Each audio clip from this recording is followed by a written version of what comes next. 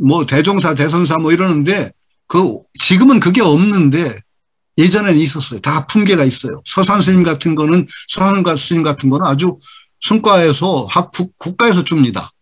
딱 그 품계. 그거 우리 쉽게 갖는 거 아니에요. 요즘에는 뭐 그냥 안 붙이면 또 섭섭해. 스님이라고 그러면 스님들이 굉장히 섭섭해. 큰 스님이라고 해야 되고. 아니 그러니까 이름 칭호 문제인데 여기 70대 학번은 저한테 뭐 선배님이라든지 그러지 마세요. 선배 정도 하면 모르는데 내가 괘씸해 아주. 그 조희금 씨 선배님 그래. 휘금이 누나 내가 그래가지고 약간 야지를 하는데.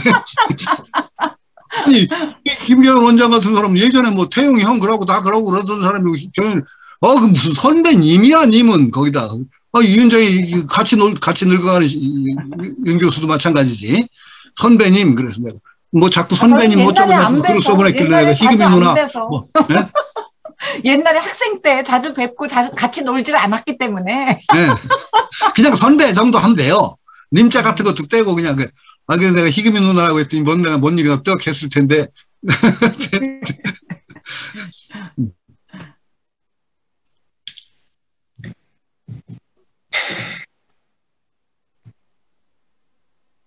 아니 근데 그렇게 뭐 부도비나 뭐 이런 데다가 그렇게 다 쓰셔야 되나? 아니 그리고 그거 좋아하시는 분도 있고. 네. 제일 그거로 아주 재밌던 분 스님을 하는 일붕 대선사라고 하는 그 서경보 스님. 네. 아이고 서경보 스님은요 명함을 보면은요 칭호가 한 10몇 개가 붙어요. 막 불황 막 이런 것도 있잖아. 야 거기다 그냥 법황 네. 세계 대법. 법황도 있고 막 그냥 무슨 박사에다 막 나 그거는 진짜 아주 굉장히 어떤 때는 선진한 분인데 그 칭호가 막 수십 개가 붙는데 나 정말 헷갈려 죽겠다.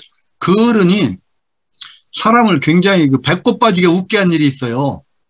내가 아주 재미난 일화인데 동국대학교 불교대학원에서 뭐 선학과에서 뭐 불교 이게 선 강의를 하다가 할이라는 걸 내가 가르쳐 주겠다. 방할이잖아요. 선사들이 할 하는 거. 그 할은 이렇게 이런 분위기 속에서 뭐 이렇게 한다고 해서 주변 사람들이 이 사자우가 터지나 보다고 딱 긴장하고 있으니 소경을 그랬어요. 그게 할이었어. 그 주변 사람들이 자기도 모르게 다 굴렀어. 그래서 그러니 정말로 본의 아니게 남들을 할이었어 진짜. 사람들을 다 대굴대굴 굴르게 만드는 그런 할이 일화가 있는데 아니 그거는 내가 한두 번 뵙긴 했는데 굉장히 어떤 때는 어린애가 순진한데 명함 보면은요 정말 황당할 정도로 많은 그 이름을 막 직책에다 그냥 나중에 법황이라고 그래가지고 막 그런 거 정말. 그 혹시 칭호를 알고 싶으면은 그 인터넷에서 성과 위계라는 걸 찾으면 아마 쭉 나와요. 이게 그래가 그걸 찾으면 좀 참조가 될 거예요. 저도 예전에 무슨 강의할 때 그걸 한번 찾아봤더니 굉장히 복잡하더라고요. 그 이름 붙이는 것도.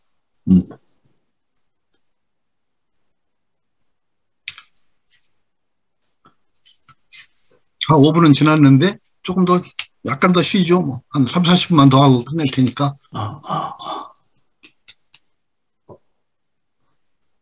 김성호님은 내가 얼굴을 못 봤다. 이중재님, 장용선 우리 씨는 일본에서 접속을 했나? 어떻게 했나? 이름만 올라오고. 그러니까 그렇지 않아도 장용선 선배님, 안녕하세요. 왜 얼굴을 안 보여주세요? 아니 그런데 장용선 씨는 그냥 접속만 하고 어떻게 보니까 마이크 꺼졌다 그것도 없어. 그냥 이름만 올라와요. 그게 희한한 일이네. 우리 김혜숙 씨는 또 석촌호숫가에서 거닐며 듣는지도 모르겠고. 아닙니다. 저는 지금 어디 문상 갔다가 오는 차 안이라서 네. 너무 듣고 있습니다. 예. 감사합니다. 잘 듣고 있습니다. 예. 네. 아까 스님들 법계 얘기가 나왔는데요. 네. 지금도 조계종에 공식적으로는 법계가 있어요. 있을 거예요. 그래서 승납이 지나면은 법계의 곳이다. 그래서 법의 계단이죠, 그죠? 이렇게 돼서 대덕이다, 중덕이다, 그 다음에 종사, 대종사 이렇게 되고요. 그리고 종단 벼슬 하는데도 뭐 중덕 이상이라야 뭐 큰절에 주지하고 대덕 이상이라야 본사 주지한다. 그래 있어요.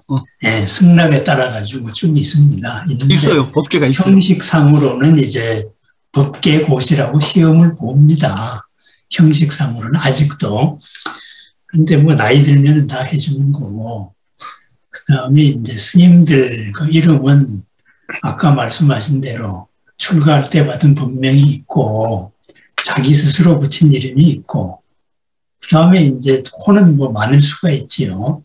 그 다음에 돌아가시면은 옛날에는 이제 국가에서 붙여줬어요. 국가에서 이렇게 이 사람의 사상은 이렇다 해서 뭐 진제라든가 원감, 뭐 진리의 경계에 도달했다, 뭐 어쩌고 해서 그래서 국가에서 붙여준 이름이 있고 그러면은 나중에는 이제 그 이름이 대표 이름이 되는 거예요. 이렇게 되는데 요즘에는 뭐 국가 배설이 없으니까 요즘에는 문정리에서 또 이제 그 나중에 이제 지어줘요. 이래서 이제 뭐 그런 이름들이 많습니다. 붙여주는 이름이.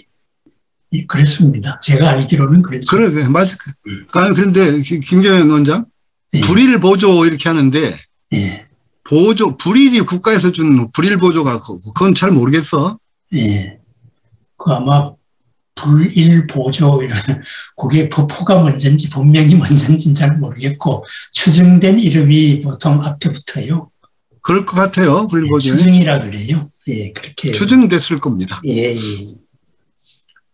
자, 그래서 이제 조금 얘기를 더 할게요. 이제 보조국사는 우리나라에서 스님 불교 사상사에서 두 사람을 꼽으라면 저는 원효 스님하고 보조 스님을 꼽습니다. 이게 뭐 세 사람을 꼽으라면 의천 대각국사가 들어갈지 모르겠는데 어쨌든 간에 소산 스님 같은 분들은 선가에서 빼어나지만 사상적으로 그렇게 아주 높은 봉우리라고 하기는 좀 문제가 있을 것 같고 지금 그거하고 얘기하니까 좀 다르게 조계종의 지금 법통이라고 할까? 이게 굉장히 복잡합니다. 정리가 안 됐어요. 조계종의 어떤 뿌리가 어디냐? 이게 보조 스님을 넣기도 하고 성철 스님 계통에서는 보조 스님은 빼기도 하고 태고 스님을 넣기도 하고 뭐 그래가지고 아주 복잡한데 굉장히 그게 정리하기가 힘들어요. 요새 제가 동국대 대학원에서 서산 스님의 청어당집을 읽는데 허균이 청어당집 서문을 썼어요. 서문을 썼는데 거기에 청어당 서산대사의 법맥을 쭉 정리하는데 도대체가 믿을 수가 없어요. 학자들이 연구해 보니까 이거 허균이 자작이냐 아니면 뭐 이 정도로 굉장히 허구가 많고 지금 조계종의 어떤 그 법맥을 얘기할 때도 이게 도대체가 졸가리가 안 서요. 근데 선종은 어려운 게 선종은 스승으로부터 이게 인가를 받아서 이게 내려오는 것이기 때문에 이게 한숨은 또 선종의 의미가 없어져요.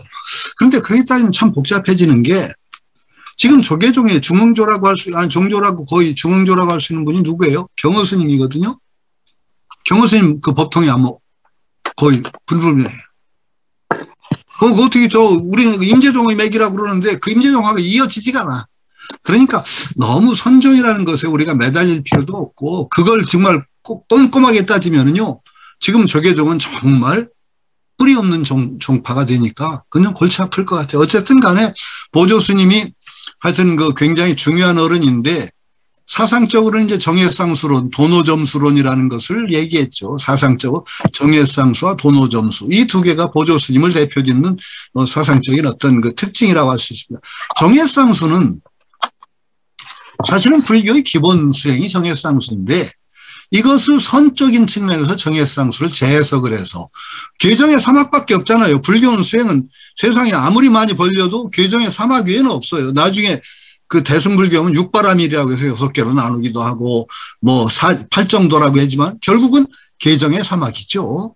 근데 괴는 워낙 기본적인 것이기 때문에 그냥 수행해서 아주 바탕으로 깔아서 안 낼 뿐이지 괴정의 사막이고 어떤 정말 진짜 수행을 시작하면은 걔는 근본이고 그 다음에 정예상수 이것을 선이라는 측면에서 새롭게 해석해서 정예상수론이라는 걸 내세웠죠. 그래서 보조 스님이 지은 글 중에 여러 가지 글이 있는데 가장 우리에게 널리 알려진 글이 수심결, 정해쌍수론, 원돈성불론 뭐 이런 것이 있는데 그중에 근수 정해결사문이 있어요. 정해쌍수를 권하는 글, 권수 정해쌍수문이라는 게 있죠. 그러니까 정해쌍수를 권해서 정해결사라는 걸 조계산 송광사에서 열었죠. 시작했죠. 결사라는 건 개와 비슷해. 개. 뜻 맞는 사람끼리 어떤 동지끼리 뜻을 모아서 하는 건데 정해결사를 시작했고 그게 정해쌍수론 말하자면 그것을 주창한 것이죠. 근데 그러면서 한편으로는 수심결 같은 데서는 강력하게 뭘 얘기했느냐? 도노점수를 얘기했어요. 깨달음은 한 번에, 수행은 차츰차츰. 근데 나중에 성철 스님이 도노돈수라는 말을 얘기했죠. 도노돈수.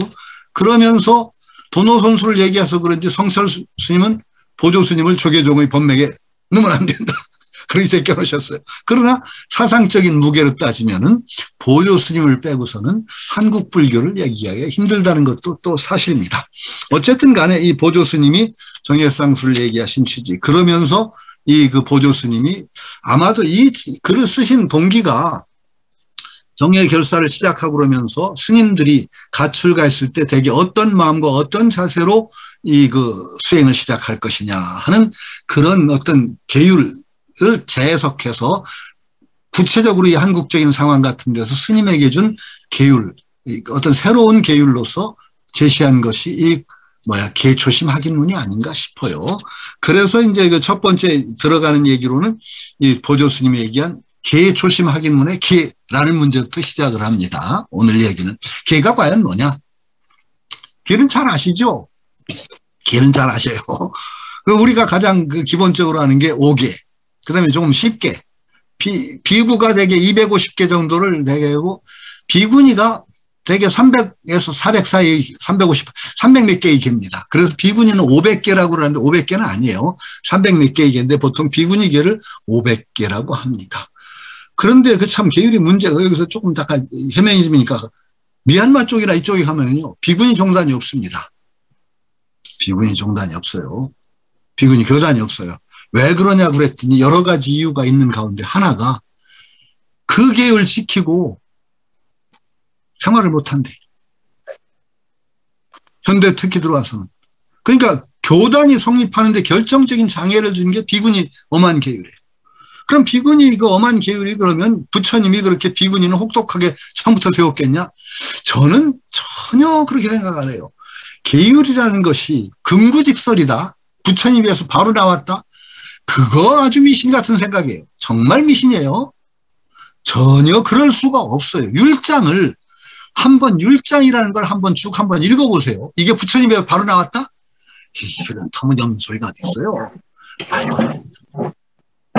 저는 그 율장을 제가 꼼꼼하게 읽게 된 이유가 제 율을 그렇게 공부를 할 이유가 없는데 우연히 어디에서 저한테 의뢰가 왔어요. 강연 의뢰가. 근데 참 제가 주제넘게 승낙을 했는데 제목이 뭐였냐면 불교에서의 에로스. 불교에서의 에로스. 그래가지고 저는 그 제목이 재미있다고 생각했어요. 불교에서도 뭔가 성문제라든지 이 문제를 나는 재종해야 된다고 생각했거든. 이거는 내가 한번 보고 싶었던 거야. 그래서 의뢰가 왔길래 좋아. 그럼 한번 해볼게. 그러고 뚝 받았어요. 불교와 에로스. 그래 불교 안에서 에로스 얘기를 찾으려니까 경전을 아무리 뒤져도 안 나와요. 여기 에로스 얘기 나오는 경전 보신 분? 정말 미치겠는 거야. 강연 허락은 했지. 그래가지고 재료를 찾다가 율장을 봤어요. 율장을 봤더니 성문제가 진짜로 그냥 막 현대판 킹제이 보고서 저리 가라. 와, 성문제가 그렇게 자세하게 나오는 줄은 몰랐어요. 율장에 보면은요. 진짜요. 거기에는요, 인간이 생할 수 있는 성적인 모든 게 다 맥락이 돼 있어요. 우리가 생각지도 못하는 수간, 짐승하고 하는 시간도 있어요. 시체하고 하는 성행이. 자세요. 그것도 아주 시간을 할 때 어떻게, 어느 정도까지 하면 계율에 저촉되고, 요 정도 하면, 그런데 결국 내가 정말 손 다 들어버린 게 그러면 안 된다로 끝나니까. 무슨 얘기해. 그러면 안 된다야, 결론은. 그런데, 아니, 부처님이 그거 얘기하면서, 난 시간 얘기하고 수간 얘기하고 그랬을 것 같지가 않더라고. 전혀 그거 믿을 수가 없는 얘기지. 그리고 계율이라는 건 그렇게 성립할 수도 없는 게 수없는 세월을 흘러오면서 그때 문제가 생기면 추가되고 한 거예요. 예를 들어서 소금 저장 문제. 누가 소금을 갖다 줬는데 스님이 그걸 소금 안 썩으니까 저장해 놓고 먹었다가 그게 문제가 돼. 이거 무소유 아니, 저촉이 되느냐 안 되느냐. 화폐, 돈을 줬어. 돈 주는 거 이게 계율에 저촉되느냐 안 되느냐. 이런 게 다 문제가 되는 거예요. 그러면서 이게 그러니까 남존여비 사회를 오래 거치다 보니까 비구니에게는 더 엄한 어떤 혹독한 조항이 더 붙었다고 보는 게 옳지. 부처님이 비구니를 아주 여자는 어떤 하열한 존재라 이렇다. 이거 말이 안 되는 소리예요. 아니 전 시간에 또 아니 유마경이 저 얘기했잖아요. 유마경에 유마거사 방에 천녀가 있는데 그냥 변제와 신통이 자제. 사리불이 묻잖아요. 너는 변제와 신통이 그렇게 자제하면서 어떻게 하지 여자 몸을 가지고 있니? 그러니까 그 천녀가 사리불을 여자 몸으로 휙 바꿔놓고 왜 스님은 아직도 여자 몸을 가지고 계십니까? 그러니까 사리불이 멍 떠가지고 내가 본 네 여자냐? 네가 신통으로 잠깐 바꾼 거잖아. 거짓 몸이잖아. 그러면 이 천녀가 뭐라고 그래요? 내가 본 네 여자입니까? 내가 유마거 사방에서 나에게서 불변의 여성성을 찾아도 수십 년 찾아도 못 찾는데 스님은 눈에 보이세요? 이거 얼마나 무서운 얘기입니까? 이게 불교의 나는 근본 관점이라고 해요. 남녀에 대한 근본 관점. 불교야말로 남녀 성평등 사회에서 아주 내 대학원생이 그거 읽다 그 얘기했잖아요. 핵폭탄급의 발언이다. 그게 제가 했다는 얘기도 뭐예요? 핵폭탄이 뭐냐? 불발탄인데. 이런 거예요. 저는 그런 관점, 저는 그게 제가 가지는 관점, 이런 불발탄을 만드는 불자들이 돼서는 안 되고 불교 속에 들어있는 중요한 요소를 정말 이 세상을 바꾸는 정말로 힘으로 삼아야 되는데 말하자면 남녀 문제에 관해서도 그렇고 계율 문제도 그래요. 여성들에 대한 어떤 비구니에 대한 그 엄혹한 계율이 저는 부처님의 어떤 남녀 불평등에 나왔다고 생각 안 하죠. 그건 어떤 시대의 산물이라는 요소가 굉장히 강하다라고 생각하죠. 그리고 계율이라는 것도 방편입니다. 대기설이라고 하는 것에 계율이 빠지느냐? 천만의 말씀을요. 똑같이 대기설이에요. 그럼 계율을 그대로 지키면 불교가 흥하냐? 망합니다. 망합니다. 그리고 계율을 제대로 지키는 없습니다. 스님들. 예를 들어서 세부 율에 들어가면요. 스님들도 앉아서 오줌 누게 돼 있습니다. 아세요? 근데 스님들 계율 지킨다고 앉아서 오줌 누시는 스님이 있던가요? 요새는 남자도 앉아서 오줌 누기를 강요받아요. 아세요? 남자 서서 오줌 누면 많이 튀어서 냄새나는 좁은 화장실 같은데 오피스텔 그렇다고 어떤 오피스텔 갔더니 남자도 제발 앉아서 넣어주세요. 딱 써붙였더라. 앉아서 소변도 왜 남자가 그냥 서서 갈기니까 냄새가 난다 이게야. 그 부처님 계율로 돌아가게 생겼어요. 남자도 이제. 어쨌든 간에 계율 다 지킬 수도 없고 지켜지지도 않습니다. 그래서 계율이라는 것은 그렇게 엄하지만 계율의 가장 중요한 게 지범계차입니다. 지킬 거 지키고 땅에 어떤 때는 범해야 돼요. 열어야 되고 닫아야 돼요. 지범계차라고 하는 게 계에는 근본이에요. 그리고 계도 언제나 나의 지금의 행복을 위해서 있는 것이지 계에 얽매여서 나의 삶을 망가뜨리는 게 계는 전혀 아니라는 거죠. 계도 역시 대기설이에요. 그리고 지금은 그런데도 불구하고 계는 굉장히 중요한 것이 우리 현실적인 삶을 이끌어가는 구체적인 규범이 계예요. 이게 제대로 안 쓰면 또 불교가 아니게 돼요. 지금 그래서 진짜 문제가 이 불자들한테 당신이 계율을 지키는 게 뭐냐고 물으면 불자들이 다 헷갈려. 전에 얘기했던 대로 부름주계부터가 문제야.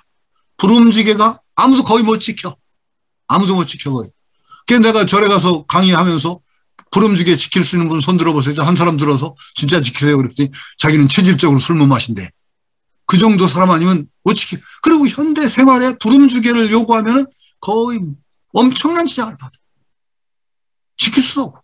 그러면 그건 지킬 수 있는 계율로 개차를 해야 돼요. 지범개차를. 그래서 저는 늘 얘기하기를, 글도 여러 번 썼어요. 저는 제가 용감하다고 했죠. 이거 빼자. 마약하지 말라로 바꾸자. 그게 지키도록 해야지. 그래야 우리 생활을 이끌어가는 계율이 되는 거지. 5개 중에 하나의 계율이 권위를 인정받지 못하면 나머지 4개는 그럼 권위를 인정받느냐? 못 받아요. 그러면 계율을 다 무시하게 돼요. 그러면 계율을 다 무시하게 되면 어떻게 되느냐? 우리 생활을 이끌어가는 구체적인 규범이 실종된 관념적인 불교만 남아요. 이게 부름주계가 관념적인 불교를 형성하는데 주범이 되고 있다. 저는 그렇게 생각하죠. 그래서 이거 분명하게 해찰에 왜 이렇게 되느냐. 그 대표적인 예가, 지범계차의 대표적인 예가 뭐냐? 백장청규란 말이죠. 백장스님이 유명한 얘기 있죠. 청규 여러분 다 아실 거예요. 일일 부작하면 일일 불식하라고 했다고 하죠. 노동하지 않으면 먹지 말아라. 먹지만 말라. 스님들은요, 노동하면 안 돼요. 노동하지 않는 건 계율에 제정돼 있지 않는 계율 이전의 계율이에요. 스님들은. 자기 생계를 위해서 뭘 생산 작업을 해, 스님들이? 이건 말도 안 되는 얘기예요. 스님들은 절대 생산활동에 종사 못해요. 근본이? 왜? 스님들은 스님들의 기라고 할 때, 대기설이라고 할 때 기는 뭐냐? 스님들은 아까 얘기했던 부처님 장례에도 관여하지 말고 모든 에너지를 수행에 쏟으라는 요구를 받아요. 제가자한테 모두 의존하고. 근데 스님이 생산활동을 한다? 이건 말이 안 되죠. 그런데 백장 스님이 어떻게 했어요? 노동하지 않으면 먹지 말라고 그랬어요. 그럼 백장 스님이 계율을 크게 어그러뜨려서 무간지옥에 떨어져 계실까요? 아니라고 봐야겠죠. 그건 굉장히 위대한 계획이에요. 계율에서의 어떤 시대적인 어떤 역사적인 지역적인 상황에 맞게 계율을 정말로 새롭게 재해석한 위대한 예죠. 우리에게는 정말 백장회 스님 같은 분은 위대한 스님이에요. 계율에 대한 어떤 그러니까 지금도 새로운 청규를 제정하는 움직임이라는 걸 통해서 계율의 지범개차를 해야 돼요. 그래서 우리 불자들에게 구체적인 삶을 이끌어가는 원칙을 가질 수 있도록 해줘야 된다는 거죠. 이게 안 되면은 불교는 완전히 관념의 종교가 되고 삶을 이끌어가지 못하는 종교가 돼요. 그래서 저는 아주 소박하게 얘기해요. 계율, 지금 종단에서 새로운 청규 만들고 있어요. 만들어서 반포도 했어요. 근데 안 알려지고 있죠. 여러분 모르죠? 조계종에서 청규 한 거 읽어보셨어요? 못 보셨죠? 안 되고 있는 건 사실이에요. 그러면은 우선, 자, 우리 주변부터 하자. 자, 불교적인 관점을 가지고 내 삶의 원칙을 한번 반성해보자. 이건 적어도 하지 말자라는 자기 삶의 원칙을 가지기 시작해야 돼요. 불교적인 불자로서. 저는 크게 넓히면은 계율이 우리 삶 전반을 지배하는데, 예를 들어서 환경 문제에 대한 어떤 계율 해석이 있어요. 불살생을 확대를 하면 어떻게 되느냐? 과소비도 불살생에 살생이 들어가요. 왜? 과소비를 하면은 다른 생명의 몫을 도둑질하는 거니까 투도가 돼요. 투도를 하면은 그 자기 몫을 빼앗긴 생명들이 생존 경쟁 속에서 죽어요. 그럼 살생까지 이어져요. 그럼 엄하게 얘기하면 우리가 투도와 살생을 줄이는 방법은 과소비도 줄여야 돼요. 이게 우리의 규범이어야 돼. 물론 그렇게 넓게 해석하면 안 돼. 살생이라는 건 살목숨 바로 끊는 거예요. 그렇지만 정신으로 따지면 과소비를 줄이는 것 자체가 우리가 생명을 아끼는 일이란 말이죠. 이런 식으로 해서 우리 생활의 원칙을 세세한 부분을 정해나가야 돼요. 내 삶의 원칙 같은 것들을 쭉 이렇게 점검해서 이게 계율이에요. 저는 올바른 삶의 원칙, 그리고 내가 행복해지기 위한 삶의 원칙, 이것들을 구체적으로 하나씩 정해져 가지 않으면은 이거 관념의 불교다.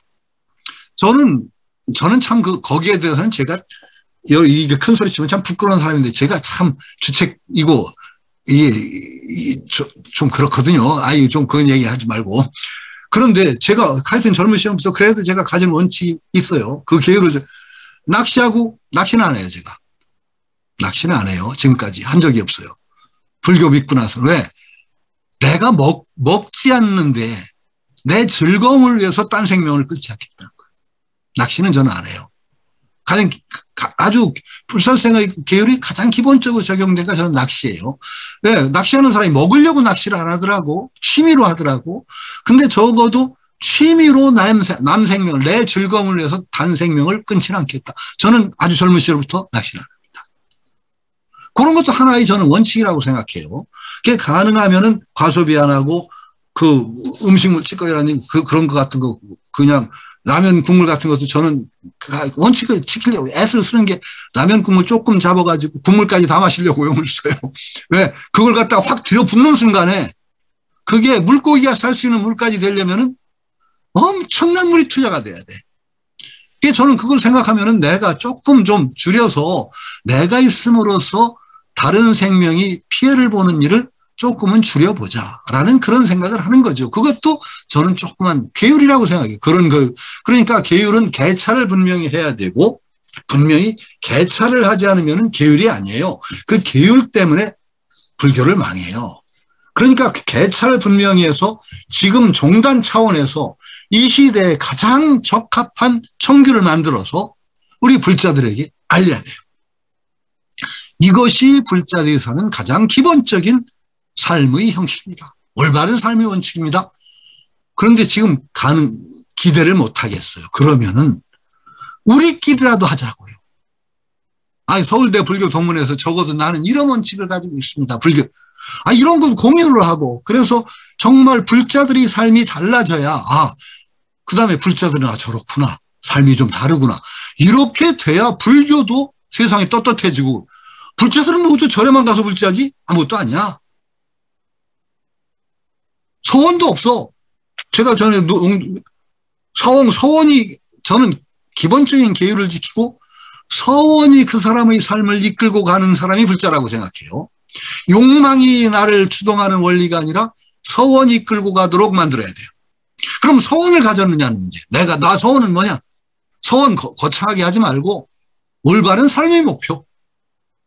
내 지금 가질 수 있는 올바른 삶의 목표. 가장 사홍서원 너무 거창해. 언제 중생을 내가 다 건져? 못 건져. 그러니까 아예 포기. 그러니까 사홍선 법회 끝날 때 딱 하고 부처님 앞에 딱 밀어놓고 오죠. 거룩한 거 가지고 가면 안 되니까. 세속에 가서는 전혀 불교하고 상관없이 살죠. 계율도 안 지키죠. 그럼 이게 불자인 이유가 뭐냐고 이게 도대체가. 생활 양식도 또 전혀 구별한데 자기 삶을 이끌어가는 원동력도 전혀 서원하고 상관없어. 내가 불자인 이유가 뭔데? 기도빨 잘 들어서? 그거 아니라는 거죠. 여기서는 계초심하기 문이니까 전 번째 계가 이게 바로 서야 된다. 그런데 계가 바로 서기 위해서는 지범계차를 분명하게 해야 되고 우리 현실인식을 분명해야 돼요. 불교는 굉장히 쉬운 종교인데 왜 어려우냐? 딱 그냥 문자 그대로 지키면 안 되기 때문에 어려운 거예요. 지금 현실에 맞게 우리가 정말 주체적인 의식을 가지고 다시 우리가 책임질을 하지 않으면 불교 아니니까. 그러면 계율에 관해서도 분명하게 우리가 지금 여기의 관점을 가지고 지금 여기의 삶의 원칙을 세우지 않으면 안 된다. 이게 저는 첫 번째 한 얘기입니다. 이게 스님들한테 준 계율, 이 계율은 일반 제가불자가 지키기 힘들어요. 그렇다고 하더라도 왜 스님들한테 이런 얘기를 했는가를 우리가 추찰해서 우리 삶에 이것이 어떻게 적용될 수 있는가를 계속 어떤 책임질을 해야 될 이유가 있다라고 저는 생각을 하죠. 요게 첫 번째 얘기입니다. 초심. 그 다음에 초심, 이거 중요하죠. 처음 마음 낸 것. 근데 여러분 모르는 분 별로 없어요. 여기 초발심시 변정각 어디 나오죠? 초발심시 변정각 의상조사 법성기에 나오죠. 초발심이 바로 정각이다라는 거 다 알아요. 초심이나 초발심이나 초심이나 똑같아요. 그러니까 초발심 초심. 이게 갑자기 법성기 하니까 저는 또 좀 장난기도 있고 그렇잖아요. 그래서 너무 연불은 너무 어렵게만 있고 엄숙하게만 읽는 게 너무 싫어서 전번에 왜 다란이를 랩으로 하니까 그거 좋더라고요. 스님들이 랩으로 취입을 했어. 신묘장구 대다란이를. 그걸 틀어놨더니요. 젊은 애들이 어깨가 으쓱으쓱하고 우리는 랩을 못하니까 제가 신묘장구 대다란이를 뽕짝으로 만들어서 불러왔어요. 그리고 법성원육무이상 제법부동 본래적 이렇게 그래가지고 취입을 했는데, 취입이 아니라 녹음을 했는데, 그 김경현 씨 엄숙하게 법성계 강의했는데 내가 미안해. 그게 지금 했던 게 그 꽃마차라는 그 우리나라 옛날 뽕짝이에요. 법성원육무이 노래하자 꽃서울 그러는 그 꽃마차라는 거기다 했더니 그게 제일 잘 맞아. 울고 넘는 박달재를 하려 했더니 거기다 맞춰봤더니 법성원육 무이삼 이렇게 나가려니까 너무 엄숙해져. 거기다가 박달재는 또 너무 높이 올라가서 끽해서 안 돼. 일반적이 안 돼. 근데 그 꽃마차가 딱 맞더라고. 그래서 그 녹음해 놓은 게 있으니까 혹시 필요하면 드릴게. 근데 아주 웃겨. 아니 어쨌든 간에 그 꽃마차 또 하니까 또 그것도 웃기는 게 헤매니즘. 그게요. 꽃마차 노래를 알고 보니까요. 노래하자 꽃서울이 아니라 원래 노래하자 하얼빈이야. 하얼빈 찬가야. 여만주에 있는. 그게 해방되니까 꽃서울로 바꿨더라고요. 그런 노래. 하여튼 어쨌든 간에 하여튼 그래서 법성께서 나가서 초발심시 변정각 초심 이게 정각이다. 보통 이렇게 이것이 초발심과 정각이 둘이 아니다. 그렇죠.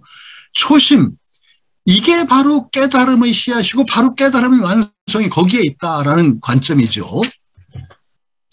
이게 초심이 굉장히 소중하고 이게 순수한 마음입니다. 초심하긴. 그래서 이걸 유지한다는 것이 수행이나 불자들의 자세에서 그만큼 중요하다는 거죠. 제가 이제 그 어린이 서유기 쓰다 보니까 거기에 그 대목이 있어요. 구봉서 씨 코미디. 전 시간에 이거 얘기했나? 구봉서 코미디 얘기했어요? 안 했어요? 안 했죠? 네. 구봉서 씨. 예전에 그 코미디, 하이 코미디인데 아주 고급 코미디예요. 구봉서 씨가 철학 교수로 분장하고 나왔어요. 우리 구봉서 모르는 분은 없죠. 그 구봉서 씨가 철학 교수로 분장하고 나와서 칠판에 탁 쓰더라고. 철학! 하고 쓰더니 여러분들은 철학을 아는가? 하고 학생들한테 물었어. 그 학생들이 모르는데요? 그랬더니 그것도 모르는 사람들한테 어떻게 강의를 해? 그러더니 싹 강의를 안 하고 나가더라고요. 둘째 시간에 또 철학하고 또 쓰더니 아는가? 하고 물었어요. 그 학생들이 이제 압니다 그랬거든. 다 아는데 무슨 얘기 강의를 해? 그러더니 또 나가더라고. 셋째 시간에 또 딱 들어와서 철학하고 쓰니까 학생들이 몇 사람 알고 몇 사람 모른다고 하니까 그럼 아는 사람이 모르는 사람 가르쳐줘. 그거 싹 나가. 그 강의 한 학기 3번이면 끝나요. 모든 강의가 사실은. 근데 그게 제가 하이 코미디라고 하는 이유가 모르면 못 가르친다. 맞아요. 이게 아리스토텔레스 철학의 근본 명제예요. 모른다는 것은 지식이 없음이에요. 없음, 있음과 없음에서 없음. 안다는 지식이 있음이에요. 있음. 있음. 있음과 없음은 이 논리학을 배운 분은 알겠지만 반대 개념이 아니고 모순 개념이에요. 중간이 없습니다. 알지도 모르지도 않는다는 건 없어요.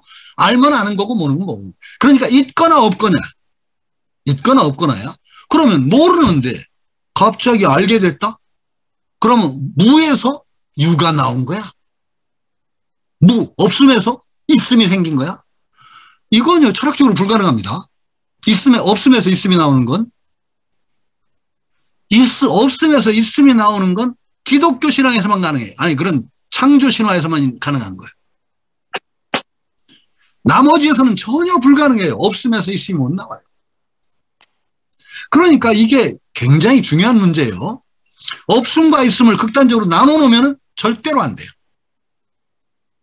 불교도 마찬가지예요. 중생 딱 잘라버리고 부처 딱 자르면 중생이 부처 될 수가 없어. 초월심 이것이 깨달음과 연결되지 않으면 안 되는 이유가 있어요. 그러니까 모든 존재들은 중생이며 동시에 부처예요. 초발심이면서 바로 깨달음이에요. 이게 근본이에요. 이걸 받아들이지 않으면 그 다음에 성립이 안 돼. 없음에서 있음이 나올 수가 없기 때문에 깨달음이 없다. 깨달음이 생겼다. 어디서 생겨? 그래서 아주 이 문제 가지고 어려운데 이거 뭐 철학적으로 할 얘기는 아니지만 적어도 이건 실천적인 관점에서 나라는 존재, 인간이라는 존재를 어떻게 봐야 되느냐 하는 문제란 말이에요. 어떻게. 나는 중생이면서 동시에 부처라는 그런 인식을 해야 되는데 이게 굉장히 중요한 이유, 아주 이게 관념적인 얘기가 아니라는 거예요. 나는 중생이면서 끊임없이 그 부처지혜가 돋아나는 존재예요. 중생이기만 한 존재가 아니란 말이에요. 자기 자신을 그렇게 인식할 때 비로소 어떤 실천성으로 나가. 제가 전 시간에 그 얘기는 했을 것 같아. 자, 어떤 아주 귀중한 모임 자리인데 토론을 하는 자리인데 어떤 스님 한 분이 아주 건설적인 얘기를 많이 했어. 근데 저쪽에 앉은 스님 하나가 아주 야지를 놓더라고. 스님은 깨달으셨나 봐. 말씀도 잘하시네. 그 뒤로 그 스님이 말씀 잘하시는 분이 입을 딱 닫고 말을 안 해. 야, 그게 무서운 얘기. 너 깨닫지도 못한 게 뭔 잔소리가 많아. 이렇게 해주는 겁니다. 이러면 큰일 나요. 깨달음이라는 것은 우리를 계속 분발시켜서 이끌어가는 힘이어야 되는데 너 깨닫지도 못한 녀석이 주눅들게 하는 힘이 돼서는 안 되는 거예요. 그러니까 끊임없이 나에게서 나오는 좋은 생각들은 부처님의 깨달음과 연결되는 거지 이걸 갖다가 그렇다고 내가 중생이 부처지는 척하고 자랑하지 말라는 건 하라는 건 얘기 아니에요. 끊임없이 그 부처성을 자기 속에서 실현하는 존재로 살자고 하는 그런 노력 자체를 봉쇄해버릴 수가 있어요. 이건 아니란 말이죠. 우리의 근본 자세가 그러면 안 된다는 거죠. 이건 굉장히 그래서 초발심, 초심 확인이라든지 초발심 이것을 굉장히 소중하게 여기고 이것을 원동력으로 해서 결국 그것이 또 그리고 궁극적인 깨달음으로 연장된다. 쭉 이어져 나간다는 그런 의식을 가져야만 우리가 정말 현실 속에서의 실천 이것을 담보해낼 수가 있다라는 거죠. 글 쓰다 보니까 제가 설레발 페미니즘으로 하다 보니까 딴 얘기도 썼어요. 초심 얘기하다가 뭐 얘기했냐. 애들 다 애 키워봤죠. 애 임신했을 때 천재 나오기를 바랬어요, 되게.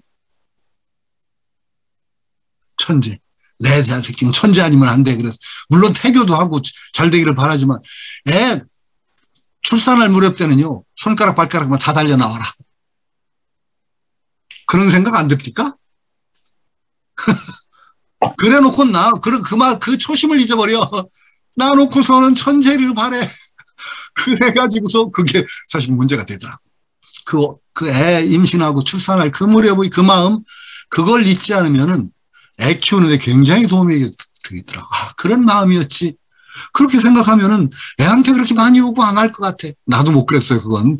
그러니까 저도 아주 그건 애비로서는 참 못난 애비고 그렇기 때문에 할 말이 없는데 아주 나도 초등학교 부를 때 그 생각밖에 안 들더라고.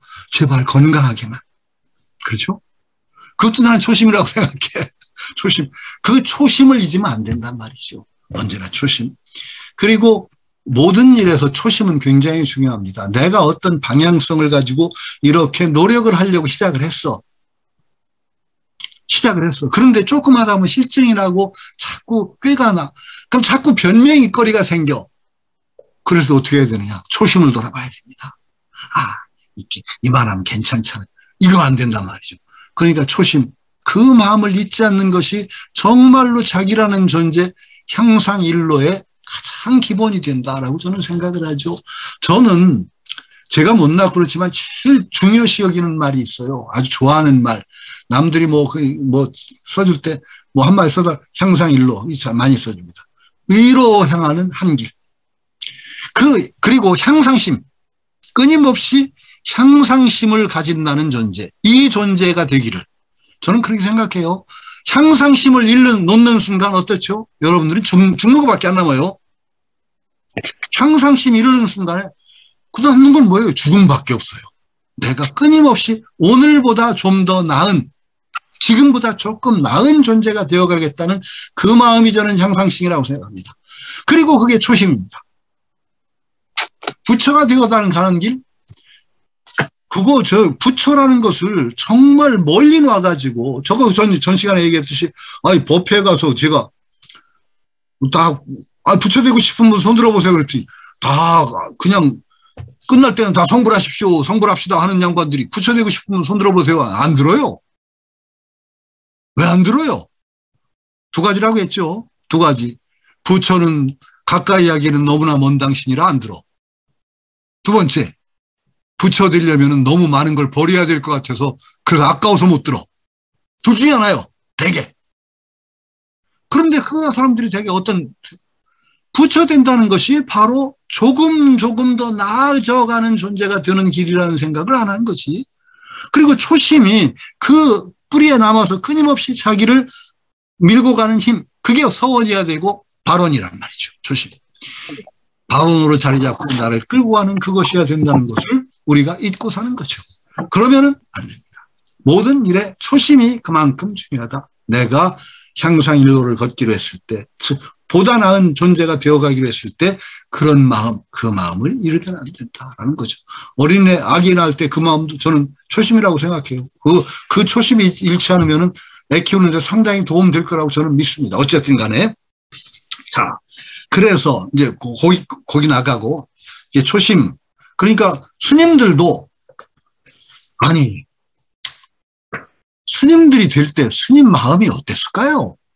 아니, 어쩌나 밀려서, 그냥 뭐 스님 되고 싶지도 않아서 어떻게 하다 보니까 그냥 스님 됐다 하는 분 말고, 자의적으로 스님 된 분은 어떤 마음이었을까요? 뭐 때문에 됐을까요? 그 마음 잃지 않으면은 정말 불교 잘 될 거예요. 그런데 대개 스님들이 초심 잃어요. 보조 스님이 초심학인문을 얘기한 그 정신을 정말 스님들이 투철하게 내가 스님 왜 됐지? 하는 것을 한두 번씩 생각하면은 승단 내부세 화합도 문제, 여러 가지 문제가 거의 다 해결될 수 있을 텐데 그 초심이 제대로 사라지지 못하다라는 생각을 하는 거죠. 자, 그래서 갑니다. 그 다음에 중요한 게 세상을 바꾸는. 뭐 하다 보면, 아니, 근데 이거 이렇게 순서대로 갈 강의도 아닌데. 그러고 그 다음에 얘기가 친구 잘 되기라는 얘기가 또 나와요. 가장 중요한 게 그 벗을 잘 사귀어야 된다. 이거 뭐 거의 오늘 끝내야 될 것 같은데 조금만 더 얘기할게요. 그 스님들 돼가지고 가장 우리가 수행하는데 가장 중요한 것 중에 하나가 벗을 잘 사귀는 겁니다. 그 부처님이 하신 말이 있죠. 누가 제작을 했죠. 좋은 벗을 사귀게 되면, 두게 되면은 도를 반은 이룬 것 같습니다. 같다고 생각합니다. 근데 부처님이 뭐라고 했어요? 아니다. 좋은 벗을 두는 것은 도를 거의 다 이룬다. 이거 굉장히 중요한 얘기입니다. 우리가 이제 착각하는 말에 선지식이란 말이 있는데, 선지식하고 선우란 말이 있어요. 선우하고 선지식은 똑같은 말입니다. 보통 선지식 하면 지식이 들어가니까 아주 상당히 아는 것도 많은 사람이라고 생각해요. 그게 아니고 지식이라는 말 자체가 알고 지내는 사람이란 뜻이에요. 그래서 똑같은 범어가 선우로 번역이 되고 선지식이라고 번역이 됩니다. 그러니까 선우하고 선지식은 똑같은 말입니다. 좋은 벗이라는 뜻입니다. 선지식과 선우는. 근데 벗을 제대로 두면 벗이 바로 등불이 되고 울타리가 돼서 나를 그대로 끌고 가줍니다. 이건 무슨 얘기냐. 그런데 논어 같은 데도 아주 벗 잘 두라는 얘기, 공자도 굉장히 강조를 해요. 그런데 논어 읽다가 제가 그런 얘기, 공자가 뭐라고 했느냐. 무부력이자 나만 못한 벗을 사귀지 마라 그랬어요. 근데 그냥 제가 느낌표 붙이기 전에 물음표 붙이라고 했죠. 물음표 붙여보세요. 나만 못한 벗을 내가 안 사귀기로 작정하면 나보다 훌륭한 사람 나 안 사귈 텐데 내가 어떻게 해요? 어떡할 거예요? 이건 문제가 심각해요. 나만 못한 벗 사귀지 말라는 것이 굉장히 문제가 많아요. 그럼 나보다 훌륭한 사람 나 안 사귈 텐데 이거 해결하는 방법. 이 길이 어디에 있느냐? 한 줄 세우기 사고를 벗어나야 돼요. 여러 줄이에요, 사람은. 나보다 이번 2분에서는 못하지만 2분에 뛰어난 사람이 많단 말이죠. 그러니까 언제나 주변에서 나보다 뛰어난 사람 중에서 뛰어난 점을 발견하고 그 뛰어난 점을 통해서 벗사김을 해나가는 거예요, 우리가. 이게 논어도 그냥 읽으면 그거 큰 탈 나요. 나만 못한 벗 사귀지 마라. 그냥 맞아. 그러다가는 나보다 훌륭한 사람 나 안 사귀면 나는 영원히 벗 못 사귀게요. 한 줄 세우기 사고를 벗어나면 됩니다. 어쨌든 간에 제가 그 끊임없이 얘기하는 것이 불교 중에 이제 그 불교가 이제 흠이 뭐냐면 자꾸 관념적인 데로 가서 나를 알아야 된다고 하면 자꾸 내 내면을 들여다봐요. 그런데 내면치가 암만 들여다봐도 주관성에 빠져서 자기를 알 길이 없어요. 자기를 알고 싶으면 어떻게 하면 되는 줄 아세요? 내 주변 사람들 돌아보면 돼요. 내 주변에 어떤 사람들이 있나. 가장 빨라요. 내 주변에 온통 도둑놈밖에 없다. 그럼 자기는 도둑놈이에요. 오두가도 못하는 도둑놈이에요. 그 중에서 좀 양심적인 도둑놈이냐 비양심적인 도둑놈이냐의 차이가 있지 절대로 그 이상 뒤에도 아닌 도둑놈이에요. 그래서 자기를 아는 가장 빠른 길은 자기가 속한 주변을 보는 겁니다. 저는 불교적인 원리에도 연기적이죠. 내가 속한 나라가 납니다. 내가 속한 가족이 납니다. 내 속한 친구들이 납니다. 그래서 내 주변에 벗들이 전부 공부 좋아하는 보시면 나는 공부 좋아하는 사람이에요. 그래서 그냥 그 자리에 올라가요. 제가 그 썰렁한 농담을 만든 것 중에 여러 가지가 있는데 썰렁한 농담. 제가 그 강의하다가 썰렁한 농담 만든 것 중에 재밌게 애들이 그 농담은 원효대사 강의를 하다가 원효대사가 나중에 무예행을 했다는 얘기를 하는데 설명하기 힘들어서 그때 한 15년 전 20년 박사보다 더 높은 게 뭐다니? 그랬더니 누가 도사보다 더 높은 건 면도사다. 도사도 면해야 된다. 도사에도 집착하지만 면도사보다 더 높은 건 안마사다. 중생을 어루만지러 나와야 된다. 제가 이제 농담으로 만든 거예요. 그랬더니 시험을 치는데요. 원효사 시험 문제를 어떤 녀석이 그거 딱 한 줄 썼어. 도사보다 더 높은 건 면도사보다 더 높은 건 안마사. 그것만 딱 써놓고 답은 제출한 너는 도사보다 더 높은 안마사까지 할 놈이니까 성적에 연연하지 않겠지? F. F 준 그런 기억이 있는데 그거 말고 하여튼 갑자기 왜 걸리나 도사. 썰렁한 농담 중에 하나가 에베레스트 산이 왜 높으냐예요. 에베레스트 산이 왜 높으냐. 제 답이 썰렁한 답이에요. 히말라야 산맥 위에 있기 때문에 높다 그랬어요. 히말라야가 기본적으로 고도가 해발 태산이 높다 내 하늘 아래 미로다. 태산 얼마인 줄 아세요? 1000m 아마 전을 거예요. 얼마 안 돼요 태산. 근데 태산이 왜 그렇게 높아 보이느냐? 그 산동반도가 완전히 허벌판이야. 거기서 그냥 놀니까 무지무지하게 높아 보여. 봐요. 우리가요, 선우 속에 있고, 그 속에 있으면요, 우리는 기본적으로 히말라야 산맥 위에 있을 수가 있어요. 도를 다 이을 거예요. 맞아요. 그래서 늘 자기를 어디다 두느냐? 내 주변을 돌아보는 것으로서 자기 반성을 해야 돼요. 물론 내면을 성찰할 그걸 소리할 소리 안 해요. 늘 내 주변에 어떤 사람들이 많은가 봐요. 그리고 그걸 통해서 자기를 돌아보는 연습하는 것도 굉장히 자기라는 중요한 방법 중에 하나죠. 마찬가지, 그게 뭐냐? 결국은 선우를, 좋은 것을 두는 것. 이것이야말로 도를 거의 이룬 것이나 마찬가지다. 특히 출가 스님이나 정말 도를 향해서 큰 마음을 낸 분들은 이것을 가장 근본으로 해야 됩니다. 아구가 많으면 절대 자기가 제대로 길을 갈 수가 없어요. 그러니까 우리가 길벗이라고 해서 예전에 도반이라는 말 길벗이라고 하는데 좋은 길벗을 줘야 된다 하는 얘기가 이제 첫머리에 나오기에 그 얘기까지 합니다. 하여튼 어쨌든 간에 우리가 제대로, 얘기를 하는 거, 저는 여기서 이제 제가 얘기를 하면서 느끼는 게 우리가 중요한 도반이라고 생각합니다. 이게 어쨌든 간에 같은 전통 속에서 서울대 불교학생회라는 그 흐름 속에 우리가 몸을 담았어요. 그 흐름 속에서 우리가 어떤 의식을 공유하고 있어요. 아까 얘기한 대로 어느 정도 저는 사명감도 있다고 생각해요. 그냥 남들 그래도 의식이 좀 깨어있는 의식을 가지고 있었기 때문에 뭔가 우리가 담아온 불교에 대해서 뭔가 내가 기여할 것을 찾아가면서 기여를 해야 될 사람들이라고 생각해요. 저는 그런 의식 속에서 우리 동문회가 그런 의식을 공유하는 흐름을 가졌으면 좋겠어요. 저는 동문회가 너무 열심히 활동하는 건 오히려 동문회의 취지에 어그러진다고 생각하기 때문에 김봉래 회장님한테도 너무 열심히 하지 말라고 그래요. 그렇지만 우리가 어떤 그런 의식을 공유하는 흐름 속에서 뭔가 우리가 몸다운 불교를 조금 더 낫게 하는데 우리가 앞장서야 된다는 그런 의식 속에서 우리가 좋은 도반, 길벗이 되기를 바라는 마음입니다. 그런 의미에서 제가 주제 넘게 떠든다고 생각하시고, 제가 또 목소리는 크니까 목소리 큰 건 어쩔 수가 없어요. 그거 이해해 주시기 바라고 오늘 얘기는 여기서 마칩니다. 그러고 이제 그냥 여담으로 나가지요. 김혜숙님 얼굴 보여서 좋습니다. 예, 교수님 감사합니다. 그러면 이제 얼굴 안 보이는 분도 얼굴 좀 보이시고 얘기 좀 하세요.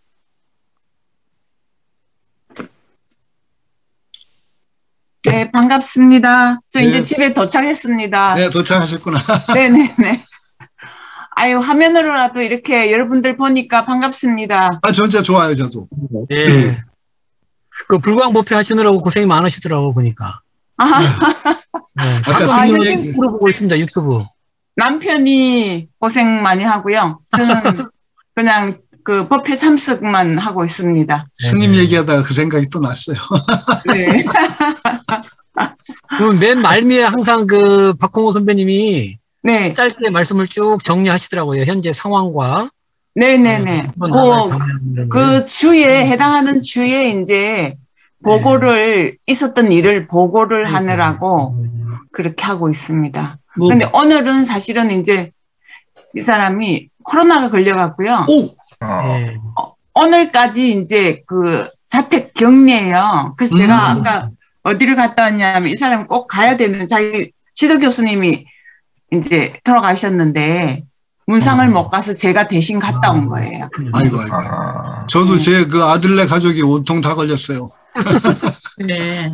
그리고 저희는 시어머니는 경주로 이제 그 외손녀 집으로 피신을 보내드렸고요. 네. 완전히 네. 방 안에서만 이제 지내게 하고 있습니다. 저도 에볼라 바이러스, 그러니까 제 한 사람이 그 에볼라 바이러스 걸려서 외손녀 보러 저 포항 갔어요. 그 에볼라 바이러스라고 이희세 씨를 아는데 딴 사람들은 잘 모르네. 애기 보는 거. 나이 먹은 사람이 걸리면 그 약도 없는 게 에볼라 바이러스라고 손자 손녀 보는 거의 동원되는 게 그 에볼라 바이러스예요. 그래요? 에볼라 바이러스. 손자 손녀 보는 거. 윤서주님? 윤서주님? 네네, 안녕하세요. 우리 젊은 동문인 것 같다? 네. 우리 재학생 회장이시네요. 네, 반가워요. 네네. 네, 나는 이제 젊은 그 반갑습니다. 동문들 보면 너무 고마워. 반갑고. 어디 바삐 갔다가 오신다고. 네네. 제가 오늘 그 불화를 배우고 왔거든요. 일요일마다 이 시간에 불화를 배우고 있어서. 네네. 미래인데 그 불화 쪽으로 또 관심이 많으신가 봐. 네네, 되게 재밌어요. 재밌어. 그 불화 중에 왜 그 몽고에 네. 만다라. 네. 그거 몽고 만다라 전통은 굉장하대요. 그렇죠. 원래 그 티베트 전통이죠. 티베트 전통에서 온 건데 네. 몽고에도 그게 이게 와서 티베트의 그 만다라는 좀 굉장히 독특하고 재밌더라고. 그렇구나. 하여튼 제가 계속 얘기하지만 저는 뭐 불교 그 학식이라든지 그거 정말 별로 없어요. 그냥 그냥 기본 상식에서 예전에 불교 철학도 강의나 했어요. 하기는 그 정도지. 늘 얘기하듯이 저는 불교계의 무식한 도깨비라고 그러죠. 그러니까 무식한 도깨비인데 저 나름대로는 이제 어떤 쭉 하면서 느꼈던 어떤 관점이죠. 불교를 어떤 관점에서 봐야 되느냐. 저는 이 얘기밖에 사실 없어요. 네. 그래요, 선배님. 하여튼 오늘 첫 강의시고 다음 달에도 이제 개초 심화 입문 계속 가는 걸로 이렇게 하겠습니다. 네. 아니 개초 심화 입문 뭐 이게 원래 아까 얘기했잖아요. 제 얘기는 뭐 계속 비슷한 얘기가 반복돼요. 아까 얘기했듯이 그 베토벤 교향곡에 주제음이 있으면 문 열어줘 그랬다. 문 열어줘 뭐 그러는 거지 뭐. 조금 바꿔가면서. 그 별 수 있나? 소유기 얘기는 이제 끝이신 거예요? 네? 소유기 얘기는 끝이신 거예요? 서유기, 아니, 그러니까 두서없이 하면 뭐 서유기도 해도 되고 안 해도 되는데, 너 되게 비슷해요. 서유기 해서 한 얘기도 여기서 또 할 수 있고. 근데, 하기는 저는 서유기는 아까 그 구봉서 코미디 얘기 있잖아요. 철학 그것도 모르는데 뭘 가르쳐 하는 게, 7살 먹은 손자 녀석이 그걸 읽고서 재밌다고 그래서 네가 뭘 알고 있나 재밌어? 그러고 웃었는데.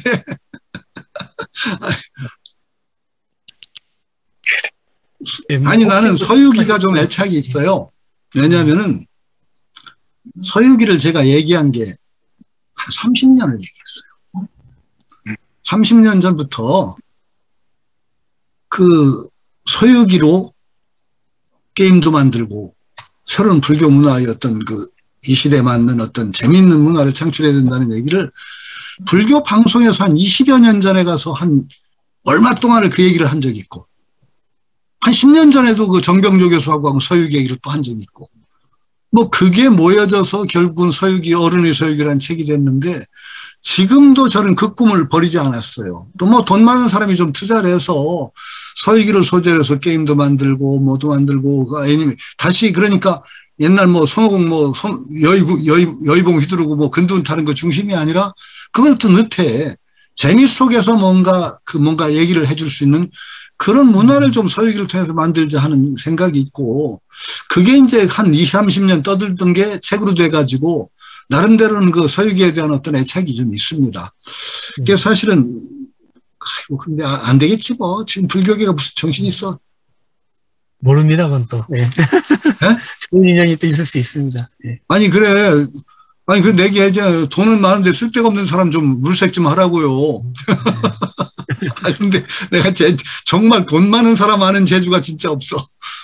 아니, 그러면 그렇게 하시지 마시고요. 한 사람 돈 많은 사람보다도 요새는 문화활동도 이렇게 펀드를 모아갖고 하는 걸 많이 한다면서요. 그럴까요? 그런 것도 한번 누가 시도를 해보는 식으로 우리 동문 중에서 누가 할 만한 분 없을까요? 같이 그렇게 아이디어를 내갖고. 아이디어 내서 정말 쫙 펀드를 해갖고 모집해갖고. 유튜브라든지 그런 걸 또 이래서 동원해서 또 의견도 모으고. 네. 하여튼 뭔가 저는, 제가 얘기했잖아요. 사실 제가 제일 싫어하는 말, 전 시간에도 얘기했듯이 말을 물가에 끌고 갈 수는 있지만 물을 먹일 수는 없다는 식으로 해가지고 한 마리씩 끝이 끌고 다녀. 말을 끌고 갔는데 안 먹으면 또 말짱 꽝이고. 아니, 그러니까 문화를 통해서 말이 물가에서 자기도 놀다가 자기도 모르게 마시도록 해야 된다. 그 문화를 만들지 않으면은, 그래서 저는 문화 코드가 제일 위라고 생각해요. 문화 코드가. 그래서 문화를 만들어서 그 불교 문화가 어떤 불교를 친숙하게 만들고 그 속에서 포교가 돼야지. 이게 진짜 이러면 안 됩니다. 우리 윤정로님 나가셨다. 네, 그런 것 같아요. 네. 자, 그러면은 오늘 질문도 좀 해주세요. 저는 질문보다는요. 아까 있음과 없음이 모순 개념이라고 네. 말씀을 해주셨는데 네. 그게 아주 신선하고 굉장히 새롭습니다. 그래서 네. 네. 그거 아주 근데 중요한 얘기인데 예. 그거 하고 얘기해서 예. 참 불교를 모르는 사람들이 비유비무 있지도 않고 없지도 않다는 말 있잖아요. 네. 그걸 가지고 신비화하는 사람이 있어. 그게 그래서 그거는 있지도 않고 없지도 않은 건 그런 건 말이 안 돼요. 그건 무슨 얘기냐. 있지도 않고 없지도 않다는 말이 아니고 그게 있다는 눈으로 세상을 보지 말고 없다는 눈으로 세상을 보지 말라는 거야. 비유비무는. 있다는 관념에 매달리지 말고 없다는 관념에 이걸 실제로 얘기해서 비유비무라고 해서 유도 아니고 무도 않는 게 뭐가 있다? 이건 정말로 망발 중에 그런 망발이 없어요. 그러니까 유라는 관점, 아뜨만 내가 있다. 유야 그게 유견. 내가 없다. 무견이야. 유견 무견에 매달리지 말라는 걸 다 비유비무라고 얘기한 것을 마치 그게 유도 아니고 무도 아닌 뭐가 있다? 이런 식으로 불교를 얘기하는 사람이 아직도 있어요. 내가 그래서 정말 이건 참 큰일이다. 윤 교수가 얘기하니까 생각나는데 이거 내가 어때 반야심경을 누가 강의라는 걸 귀동량 옆에서 들은 얘기인데 안이비설신이가 없댄다. 야, 얼마나 이거 신비하냐. 야, 그 소리 들으니까 내가 가슴을 두드렸다니까. 안이비설신이가 없기는 왜 없어? 그게 말하자면 소승의 법칙, 안이비설신이라는 그 법이 실제한다는 관념을 깨는 것을 눈기 코여가 없대? 야, 지금 사람 환장하겠더라고요. 그게 강의하는 사람이 그렇게 얘기하는 걸 제가 들었어요. 그러니까 있음과 없음은 엄격하게 모순 개념입니다. 중간이 없습니다. 그러니까 불교에서 유도 아니고 무도 아니다를 어떻게 불교가 신비한 게 아니라 유관, 무관, 유라는 직착, 무라는 집착, 그걸 깨는 게지 진짜 유도 아니고 무도 아닌 게 있다? 이런 식으로 해석하면 진짜 곤란하죠. 어떻게 그게 근데 신선해요? 제가 그러한 것에 있는 게 아니면 없다라고 그냥 그렇게 생각하기가 쉬웠던 것 같아요. 그래서 괜히 스트레스도 받고 불안하고 초조했는데 이제 좀 스트레스를 좀 덜 느낄 것 같아요. 예. 예. 예. 동서한 분들은 이상한 데서 스트레스 느끼는 것 같은데. 네.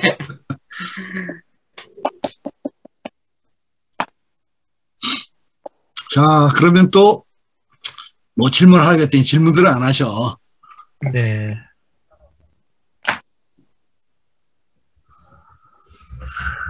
이세씨 오늘 좋아? 저는 선배님 강의를 들으면서요. 네. 그 스님들 참 이렇게 좀 이렇게 어려웠거든요. 근데 스님들을 제가 어떻게 이렇게 생각해야 되는지를 좀 더 확신을 얻은 것 같아서 참 좋고요. 또 이 내용도 정말 제가 뭐 이렇게 한 달에 한 번 이렇게 뭐 법회 이런 걸 가지 않고 여기서 온라인으로 이렇게 선배님 강의 들으니까 너무 좋습니다. 오늘 많이 도움 많이 됐습니다. 좋게 봐주셔서 고마워요. 네, 그러니까 네. 여기 뭐 엔간히 우리가 참 공감할 수 있는 분들에게 저도 편하게 얘기하는 거예요. 네, 딴 데 가서 막 그렇게 떠들다가는 잘못하면 맞아. 아니요. 저희 좋은 법회를 들었습니다. 오늘. 감사합니다. 예. 네. 그러면은 우리도 오늘도 이제 벌써 6시가 다 됐죠? 예. 이제 밥 먹으러 가셔야죠. 예. 예, 하여튼 오늘 열강해주신 성태용 선배님께 큰 박수 드리겠습니다. 아이고, 고맙습니다. 예. 다음 주에 뵙죠. 다음 달에 뵙죠. 예, 다음 달에 또 뵙겠습니다. 예. 감사합니다. 끝으로 오늘 한 말씀 안 하면 후회하실 분은 한 말씀 해주시고, 클로징 하도록 하겠습니다. 네. 저는 이게 안 보일 것 같아요. 제가 대학원 다닐 때 했던 이 초발심 자격문 공부했던 책을 보면서 이제 들었거든요.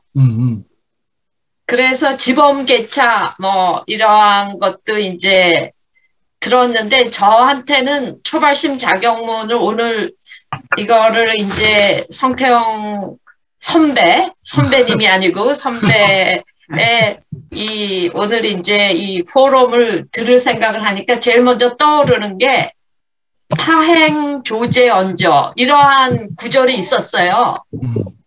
무릇 아침에 행할진저 이래갖고 그래서 그게 이제 제가 교수 생활을 하면서 내지 저한테 굉장히 소중한 글귀거든요. 그러니까 요즘도 늦잠 자려고 그러고 뭔가 이렇게 하려고 그러면 무릇 아침에 행할진저 이러한 것이 이제 저의 좌우명처럼 저를 이렇게 북돋은 그러한 말인 것처럼 선배님이라고 계속 나오려고 그러는데 네, 성태용 선배의 향상심도 이제 덧붙여서 좀 초발심 자격문에 덧붙이는 그 의미로 이렇게 가져오고 싶습니다. 네, 감사합니다. 네, 네 감사합니다. 네. 네, 저도 한 말씀 드리겠습니다. 네. 저 이중재인데요. 네, 이중재 씨. 네네. 제가 그 한 10년 넘게 하는 모임이 꼭 이 시간에 있어가지고 제가 강연을 굉장히 뜨문뜨문밖에 못 들어서 정말 죄송합니다. 근데 이제 뜨문뜨문 듣는 과정에서도 이 불교에서 이제 살아가면서 행복한 길을 찾는 거라는 말씀이 참 인상적이고요. 그리고 앞서 뭐 김혜숙 선배님이 언급하셨듯이 뭐 저희가 이제 문화의 그 힘을 키워서 이제 이 부처님 말씀을 전할 수 있는 일에 좀 젊은이들이 나섰으면 좋겠다고 하셨는데 제가 여기서는 좀 젊은 축이니까 힘을 좀 많이 일으킬 수 있도록 노력을 하겠습니다. 예. 아유, 좋습니다. 아이고, 감사합니다. 네. 네. 네, 그리고 이렇게 또 성태용 선배님의 책을 친필 사인으로 받으니까 너무 좋더라고요. 감사 말씀드리고. 그리고 보실 보신 분들이 좀 많으시고 또 회비도 많이 내주셔서 감사 말씀드립니다. 아이고, 후배님께서 아주 좋은 일을 해주셔가지고. 네. 기대하겠습니다. 예, 다음 주에 그럼 다음 달에 봬요 이제. 네, 감사합니다. 한 달에 한 번 이렇게 보니까 저도 정말 좋아요. 예. 아유, 감사합니다. 감사합니다. 네. 감사합니다. 건강하십시오. 건강하십시오. 네, 건강하세요. 네.